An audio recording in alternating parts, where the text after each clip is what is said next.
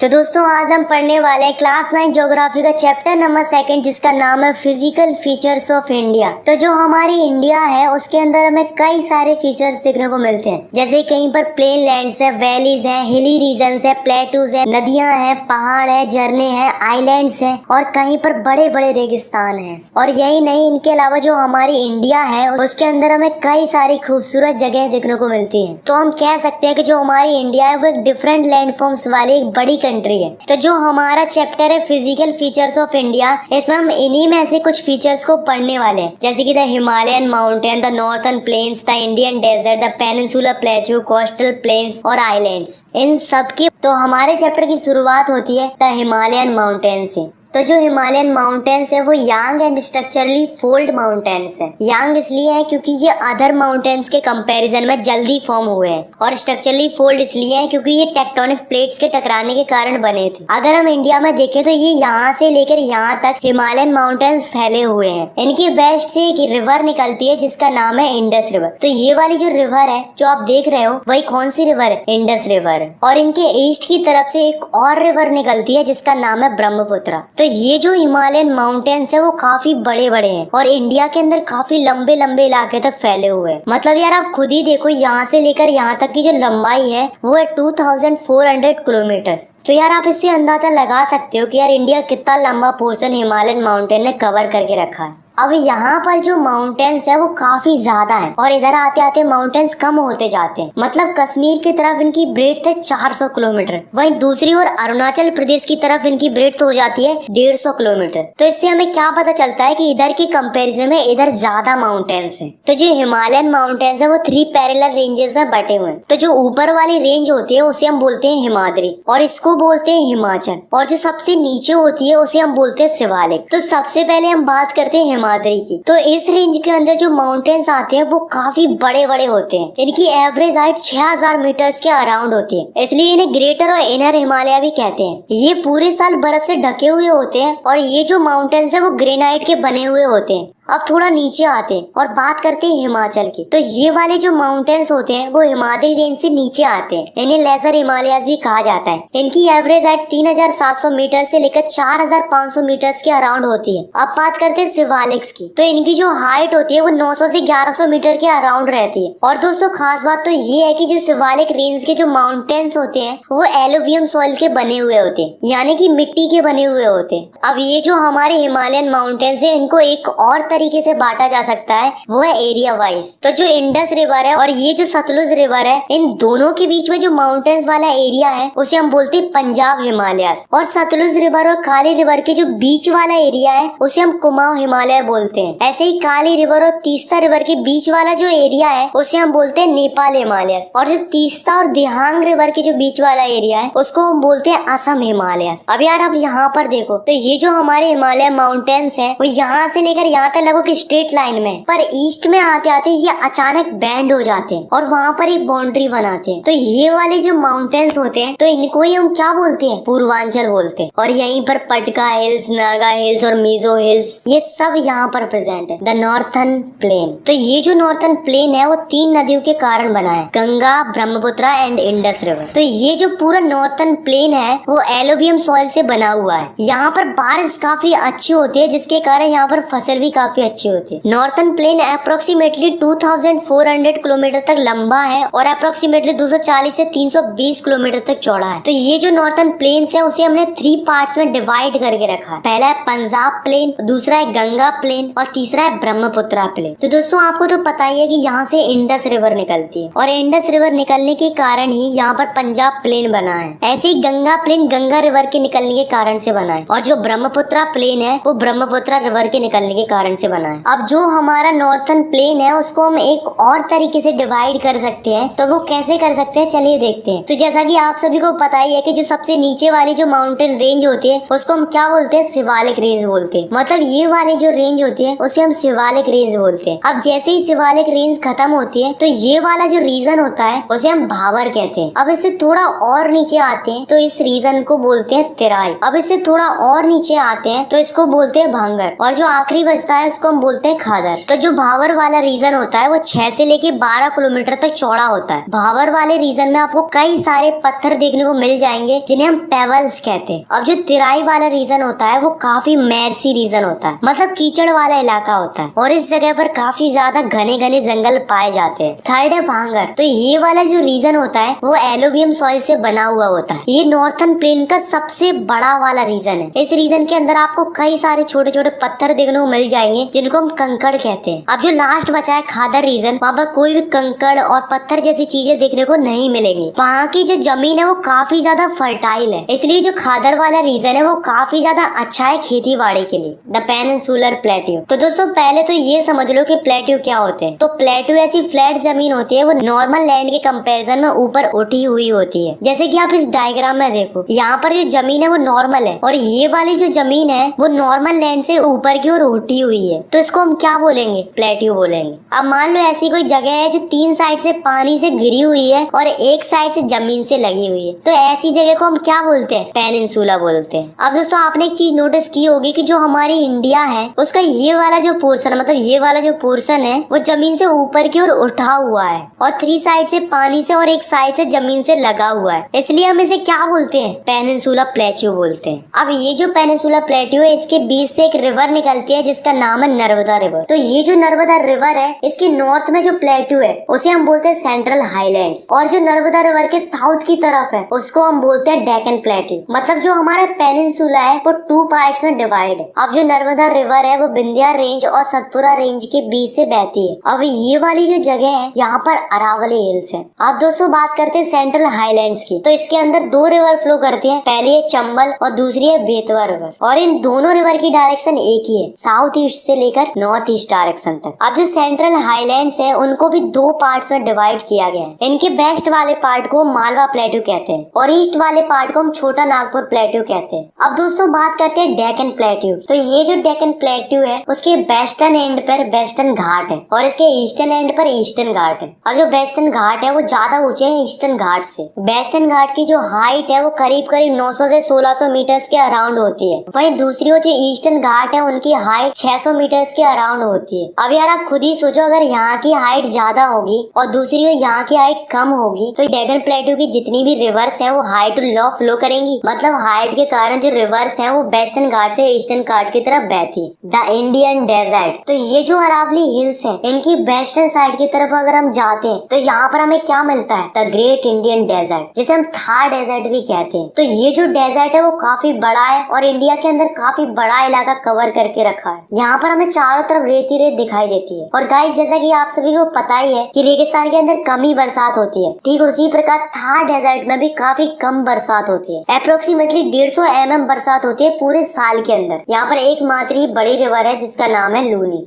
अब दोस्तों बात करते हैं कोस्टल प्लेन्स की। तो ये जो कोस्टल प्लेन्स है वो अरेबियन सी से बे ऑफ बंगाल तक है। तो जो कोस्टल प्लेन्स वेस्ट की तरफ है तो उन्हें हम क्या बोलते हैं? वेस्टर्न कोस्ट बोलते हैं। और जो ईस्ट की तरफ है उन्हें हम क्या बोलते हैं? ईस्टर्न कोस्ट बोलते हैं। अब ये वाली जो ईस्टर्न कोस्ट है वो ज्यादा वाइड है as compare to western coast की, क्योंकि ज्यादातर रिवर ईस्टर्न कोस्ट की तरफ ड्रेन होती है। अब जो वेस्टर्न कोस्ट है उसे 3 हिस्सों में बांटा गया है। पहला है कोंकण कोस्ट और दूसरा है कन्नड़ प्लेन और तीसरा है मालाबार कोस्ट। सिमिलरली जो ईस्टर्न कोस्ट है उसे भी 2 हिस्सों में बांटा गया है। तो जो नॉर्थ की तरफ है उसे हम नॉर्थर्न सरकार कहते हैं और जो साउथ की तरफ है उसे हम कोरोमेंडल कोस्ट कहते हैं। अब जो लास्ट है वो है द आइलैंड। तो जो इंडिया है उसके 2 ग्रुप्स ऑफ आइलैंड है। तो जो फर्स्ट आइलैंड ग्रुप है वो है लक्षद्वीप आइलैंड जो कि अरेबियन सी के अंदर है, और दूसरा आइलैंड ग्रुप है वो है Andaman and Nicobar island group जो कि बे ऑफ बंगाल में लोकेटेड है। तो पहले हम बात करते हैं लक्षद्वीप आइलैंड्स की। तो ये वाले जो आइलैंड्स होते हैं इनका नाम पहले लेकाडाइप, मिनीकॉय, अमिनडीबी था, पर बाद में 1973 में इन सब आइलैंड्स का नाम बदलकर लक्षद्वीप आइलैंड्स कर दिया गया। लक्षद्वीप आइलैंड्स का टोटल ज्योग्राफिकल एरिया है 32 स्क्वायर किलोमीटर और जो लक्षद्वीप आइलैंड की जो कैपिटल है वो है कावारत्ती। अब बात करते हैं अंडमान एंड निकोबार आइलैंड्स की। अब जो आइलैंड्स नॉर्थ की तरफ है